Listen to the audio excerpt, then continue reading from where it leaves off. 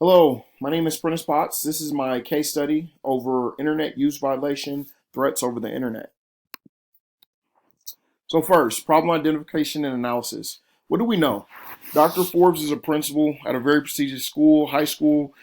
He has hired Miss Walker. She is now in her second year, so she's still kind of fairly new to teaching. And Miss Walker has been tasked to teach some challenging science courses. A lot of the students in her class are struggling with her course, and for the first time might receive low scores in their high school career. There recently was a website that was created that threatens the life of Miss Walker, simply based on the feelings of people or students that are having because of the outcome that has occurred in her class.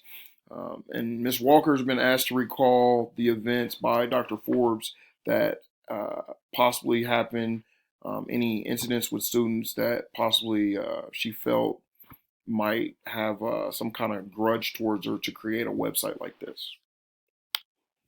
So, what do we need to know? What is the information on the website? What was exactly said? What was exactly put on there and presented to the world? Was there a threat on Miss Walker's life, or do students just not want Miss Walker as a teacher, want her in the school, things like that? Second, what policies are in place for internet use in the district and by the school? Is there anything that says students can't do A, B, or C um, on or on the internet, or post that using the school's internet server? Um, and then three, who are the possible candidates responsible? So who could be responsible? Is it just the one student, Randy, or is it multiple students? Is it a group of parents, or is it a collective group of both, parents and teachers? Uh, and then finally, what exactly is going on in our room?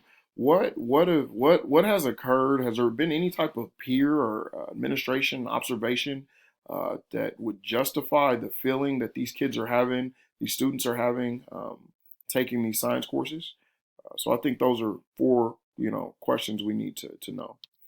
Um, the problem is this: how should the threat be handled by Dr. Forbes, and the seriousness taken to the threat? Um, were there any additional tools given to the second year teacher to possibly avoid a situation like this? How can we identify the people responsible for this action? And how can Ms. Walker differentiate her instruction to better fit the needs of her students? Because at the end of the day, uh, she's still going to be a teacher, and she's still going to have to learn how to, coordinate and adapt to students' needs based on the level of the curriculum and the rigorousness of the curriculum.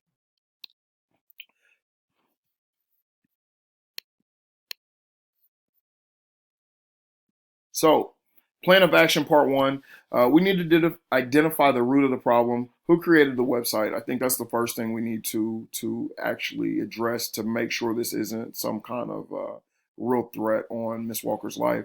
We need to then check the district to verify the internet usage policy, because I think that is very, very huge.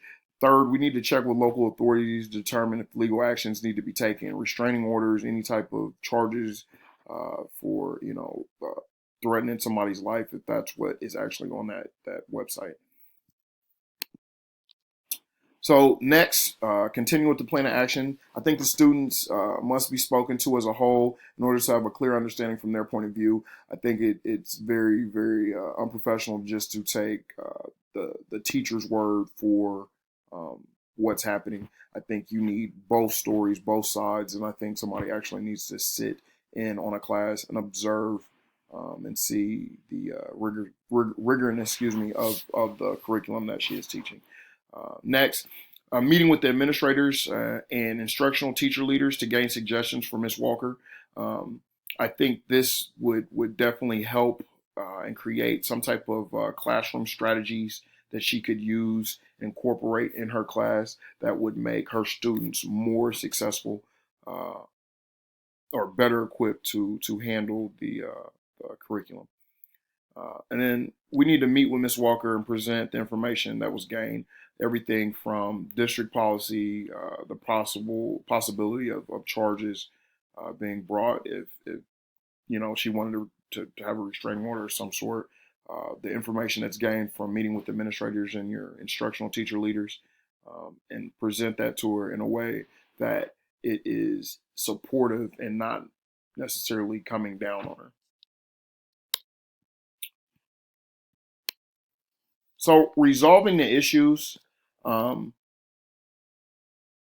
based on providing a resolution which is the best for the students, Ms. Walker should be partnered with a mentor teacher who can give her assistance on the classroom strategies that could benefit her in the classroom. That can be something where, her and her mentor teacher meet once a week, twice a week, and kind of as necessary. If it had to be every day, then that's definitely an option.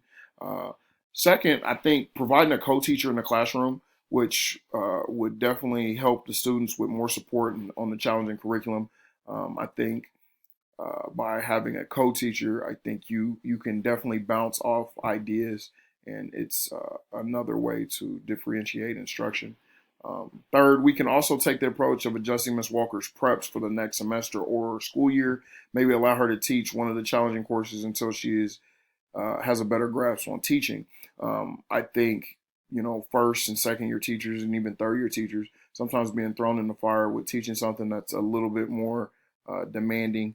We tend to front load a lot of things and provide a lot of information that for some it might be harder to grasp. So I think having one course like that versus three would allow her to grow a little bit more and possibly even experiment and see how she could better uh, teach those classes. Continual resolving issues. All teachers who have just started a career in teaching should have teaching mentors in the building. This would give her a better idea of how to plan her lessons for a science class or any other class in the future. The second thing, the reason I think adding co-teacher is important is because, in my opinion, two teachers are better than one. This addresses the issue for the kids. They can now ask a second teacher for information um, that is not understood from Miss Walker. So per se, if she's teaching a lesson, Miss Walker's teaching a lesson, and the co-teacher maybe can explain it in a different way, then students can understand that a little bit better. And then third, giving Miss Walker less difficult preps gives her a better base for teaching. I speak on my own situations. I taught computer applications and never taught a computer applications class in my life. I've taken them, but never taught them. So I found that my first year I was providing the students with a lot of unnecessary information at times that I think kind of confused them. So we learned and adjusted. So debrief the problem. My thoughts when solving the problem. Um, the first thing I thought was, how can I resolve the problem for all parties, not just one side, or how can I make it better for just this teacher? I understand that there was a possible threat or some type of you know derogatory website created towards Miss Walker, but at the same time, I felt like to do the case justice and solve the problem correctly, you had to have facts and stories from both sides.